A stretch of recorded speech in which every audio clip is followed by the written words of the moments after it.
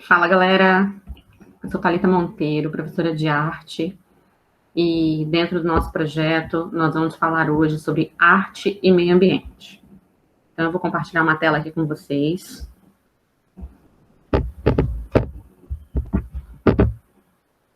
Essas aulas, elas são específicas para a redação do Enem. Então, é importante que vocês fiquem atentos a isso, para nós termos aí um bom rendimento. Ok?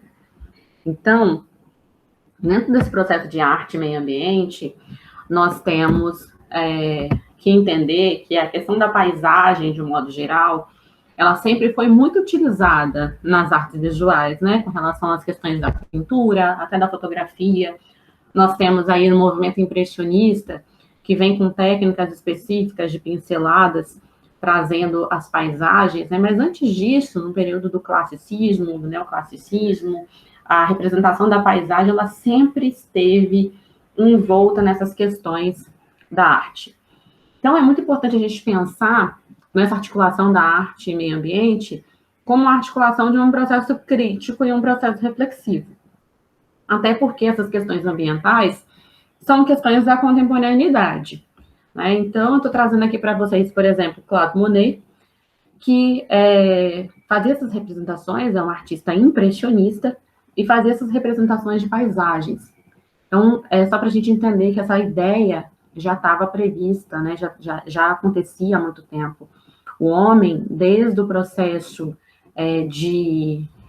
da pré-história, ele já representava o que estava ao seu entorno. Ele fazia representação dos bisões, fazia representação dos cavalos selvagens na parede das cavernas. Então, essa ideia de observar o que está ao seu entorno já é algo que é do ser humano. Então, nós temos aí sobre a questão da arte ambiental, né? O que está relacionado, o que se relaciona, o que está imbricado nesse processo da arte e do meio ambiente. Então, a gente precisa entender que a arte ambiental, ela abrange uma perspectiva histórica da natureza, junto a outras mais modernas, ligada à ética e ao ativismo ecológico. O que significa isso? Os artistas, eles não fazem isso simplesmente por um processo de representação, igual eles faziam com as representações de paisagem. Os artistas, eles fazem esse processo de representação no sentido de fazer esse processo reflexivo e crítico com relação às questões ambientais. Então, esse novo enfoque artístico, ele surge na década de 60, e ao contrário, né, dos clássicos, como eu falei, não se limita à representação de uma paisagem ou em incluir o meio ambiente em suas criações, pois vai além disso. Converte o meio ambiente na própria obra, visando conscientizar sobre os danos que o homem causa ao planeta e chamar para uma ação. Então, é sempre nessa ideia desse ativismo, de fazer com que as pessoas, de uma certa forma, minimizem as ações que poderiam ter.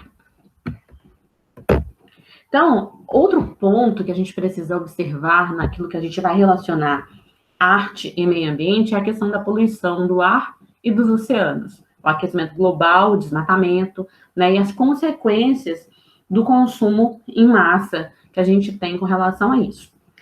Então, a gente precisa entender que essas denúncias, normalmente, elas vão estar representadas por meio da fotografia, da pintura, do teatro, da dança, da escultura, entre outras vertentes, como a performance, e muitas coisas relacionadas à questão da arte contemporânea, que a gente tem as instalações e as performances, que são já atividades, linguagens da arte que são mais diferenciadas, né? Saem um pouco desse escopo do que a gente está acostumado, mas também podem ser citadas. Então, a gente vai trabalhar hoje, basicamente, com questões das artes visuais, que envolvem a questão da fotografia e da pintura, mas nós temos também muitas questões que envolvem a questão da dança, né, do teatro, né, que a gente vai chamar de performance, e das instalações.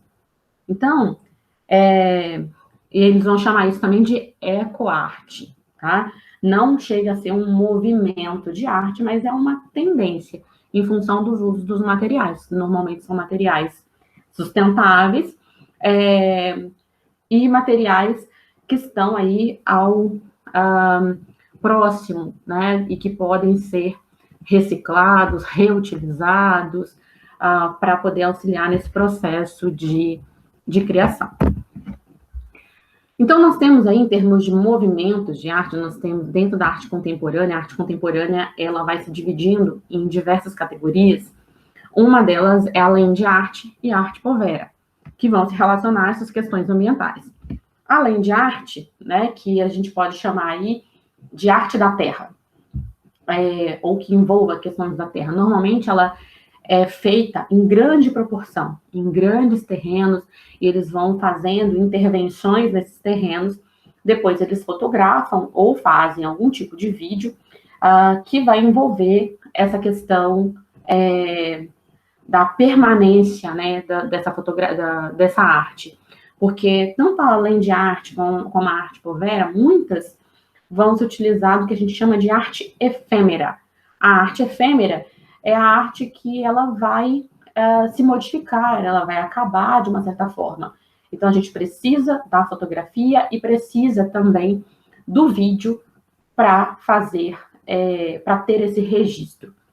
A arte povera, né, vem do italiano e a tradução literal seria arte pobre.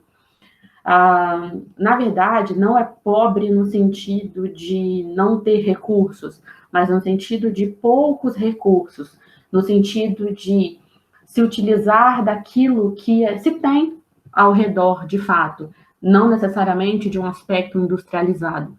Então, nós vamos ver aí algumas representações, né, que vão da land art até a arte povera e que se relacionam a essas questões ambientais. Então, nós temos aí a obra do Andy Goldwort, que é intitulada Procrastinação, né? Então, a gente percebe aí esses materiais, que são materiais naturais, né? Elementos extraídos da natureza, e que podem ser associados com as questões ambientais, que podem ser associados com as questões de sustentabilidade, com as questões do lixo, aquilo que, teoricamente, ninguém dá valor, mas é transformado em obra de arte. Então, essa é uma das representações. Outra representação que vocês podem encontrar também, pesquisar um pouco mais a fundo, é do Herman de Vinis, eu não vou lembrar a pronúncia correta, né? O Andy Goldwort, que ele é britânico e faz essas esculturas, instalações com esses elementos extraídos da natureza, né, que são obras efêmeras. Normalmente ele vai fazer isso em bosques, faz em praças, na praia. Nós temos aí o Joseph Beuys, que é um artista alemão, e ele também vai nessa categoria de buscar todas esses materiais naturais para poder fazer as suas obras. E também nós temos o Robert Smithson, é um artista norte-americano. Esses artistas, né, o Robert é um artista considerado contemporâneo em função de trabalhar com essas questões ambientais, e ele faz suas representações, uma delas, as mais famosas, esse espiral jet, que ele é próximo a um grande lago. Então, ele vai fazer essas intervenções próximas a esses lagos. Mas eu vou trazer alguns artistas que têm nomes menos complicados para que vocês possam estar citando no momento das representações de vocês, tá bom? Das produções. Deixa eu...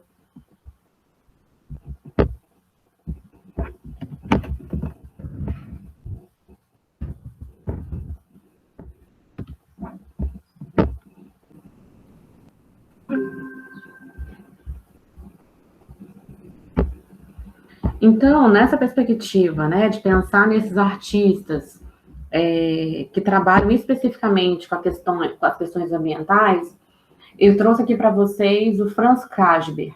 O Franz Krasber, em Minas Gerais, ele vai fazer uma denúncia sobre as questões da violência contra a natureza e a devastação das florestas.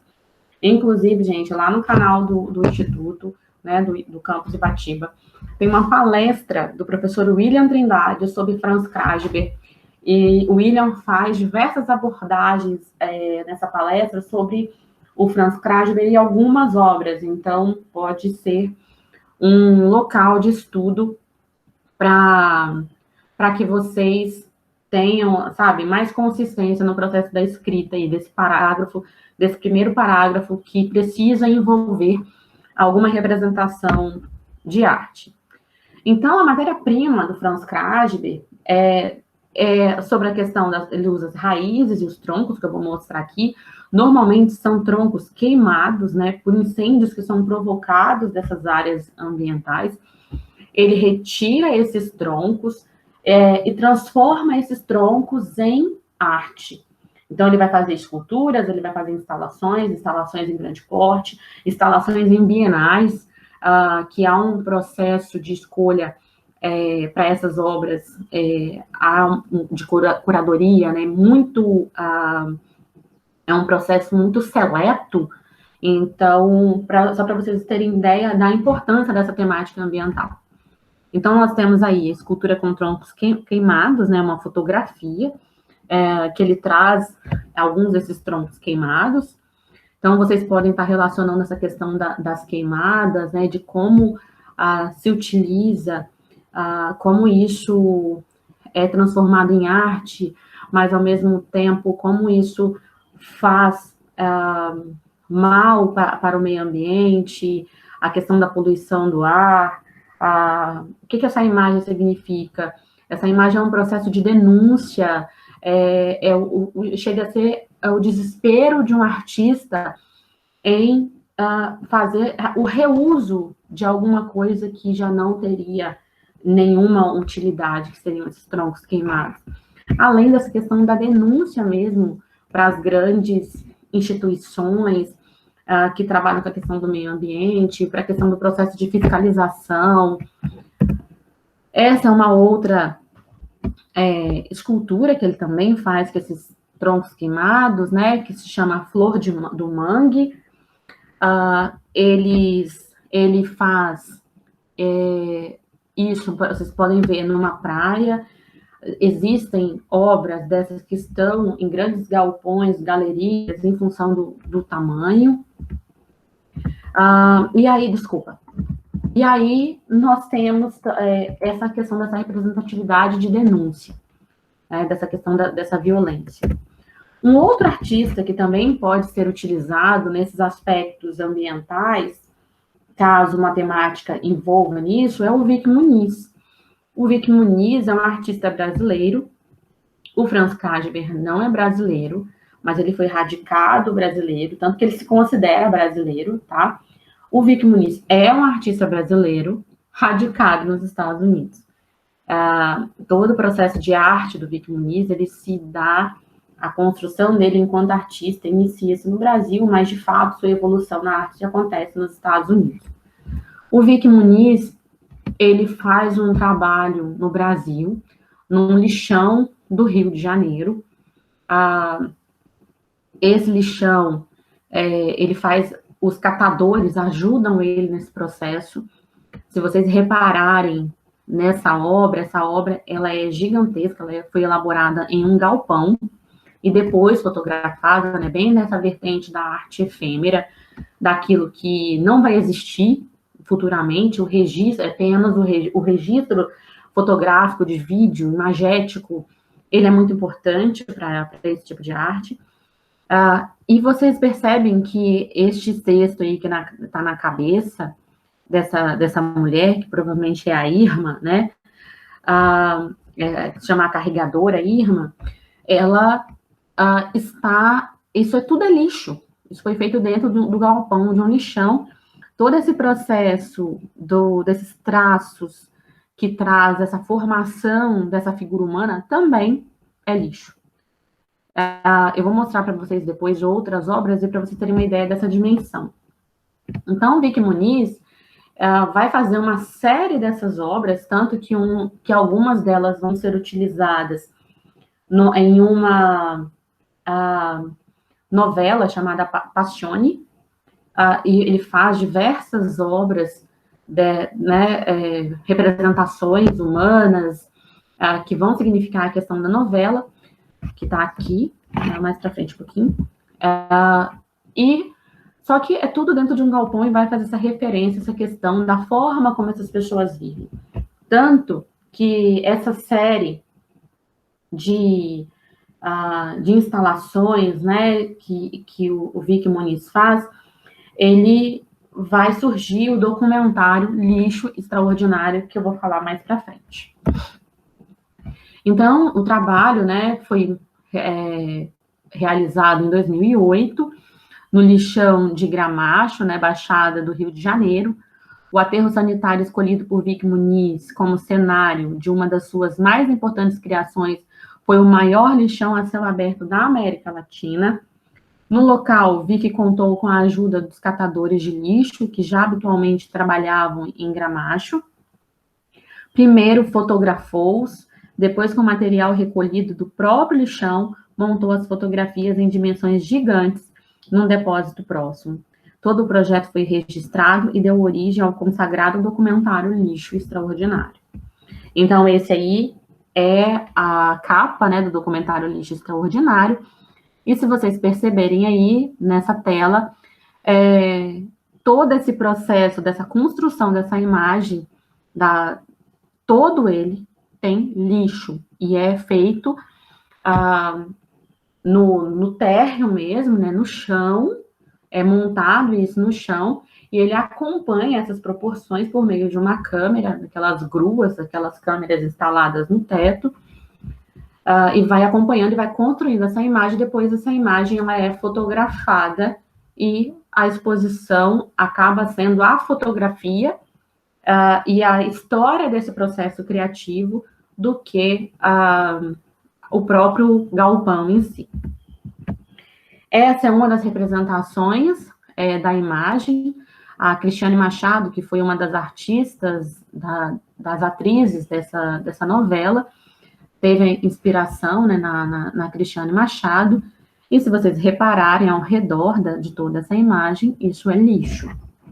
Tudo ali é composto, essa imagem toda é composta pelos materiais que eram utilizados do lixão. Essa outra imagem também da novela Passione. Reparem os detalhes que nós temos. E aqui uma imagem com uma angulatura diferente, mostrando uma parte aí do lixão ali, né, do galpão, onde foi construído aqui. Provavelmente vocês conseguem, se vocês conseguirem visualizar aqui na parte superior da imagem. E aí, ainda sobre Vic Muniz, que traz essa gama de possibilidades, ele não é um artista ambiental, igual outros se colocam nesse processo de arte ambiental, como o Smithson, como o Krasber, né, nessa perspectiva ambiental. O Vic Muniz, ele não se dá nesse processo, mas essa série dele de obras de arte é uma série extremamente importante. O Vic Muniz, ele trabalha com essa questão do micro e do macro, e aí ele se utiliza dessa série dos lixos, que é importante. Mas ele não é um artista ambiental. O Vic Muniz, ele se considera um artista desse processo de massificação. Então, tudo aquilo que está envolto nessa questão da arte contemporânea, da indústria de massa, que envolve as questões das tecnologias, que envolve a questão de alta tecnologia mesmo, e busca por diferentes materiais, e daquilo que a gente pensa assim, isso não é possível, ele praticamente transforma nessas possibilidades. Dá para relacionar o Vic Muniz a essas questões ambientais, por conta dessa série de fotografias dele, desse trabalho que ele faz com os materiais do lixão, do Rio de Janeiro, e também com esse resultado, né, todo, e dessa perspectiva que traz aí depois para a construção desse documentário do Lixo Extraordinário, que faz um processo reflexivo de onde o seu lixo passa, que é um documentário espetacular. Ele pega os resíduos de materiais de informática de uma empresa e transforma este mapa-mundi. Esse mapa-mundi ele é construído totalmente com peças de computadores. E aí ele dá para associar com as questões de tecnologias, por exemplo, que vai ser o assunto do nosso próximo vídeo. Ele associa com isso e e dá para a gente fazer uma reflexão de onde está cada peça de computador. Se vocês perceberem um pouquinho, assim, eu acho que, não sei se eu tenho uma outra imagem, não, pegarem essa obra que se chama Mapa-Mundi, do Vic Muniz, www.mapamundi, vocês vão perceber que o CPU do computador, eles estão lá na América do Norte, enquanto que os teclados estão na América do Sul. O que a gente pode pensar, só fazendo a alusão à América do Norte e América do Sul? O processo pensante, de fato, né, está na América do Norte. Né? Por que, de repente, colocar CPUs na América do Norte e não na América do Sul? Por que colocar teclados na América do Sul? Porque na América do Sul está esse processo do fazer, de executar. Né? Se a gente for fazer uma análise crítica desses processos tecnológicos, ele está nesse processo do fazer, do executar, enquanto que na América do Norte são as cabeças pensantes. Se a gente pega na outra parte do mapa-mundi, onde estão os monitores, a gente pode fazer uma alusão de que são as pessoas que, de fato, sabe, vislumbram as coisas, as que têm o poder de visualizar as melhoras, as possibilidades, as evoluções, enquanto que, se a gente pega ali no continente africano, existem diversas pecinhas, dessas pequenininhas, memórias, tal, ou seja, essas coisas estão no continente africano, mas quem vê? É um continente que acaba sendo invisibilizado nesse processo das tecnologias. Então, essa obra, ela pode se relacionar tanto essas questões ambientais, pelo fato, né, dela trazer materiais que seriam jogados fora, né, materiais que seriam jogados, descartados em qualquer lugar, que não poderiam ser descartados em qualquer lugar, mas mais ainda, fazendo um processo reflexivo sobre a Revolução Industrial, sobre a indústria das tecnologias, sobre o mercado de trabalho. Então, essa obra é uma obra que ela é extremamente versátil, que dá para se trabalhar em diversas temáticas. Então, segue essas dicas e até o próximo vídeo. Tá joia, galera? Um abraço para vocês e espero que vocês tenham gostado aí das nossas dicas. Forte abraço para vocês e até mais.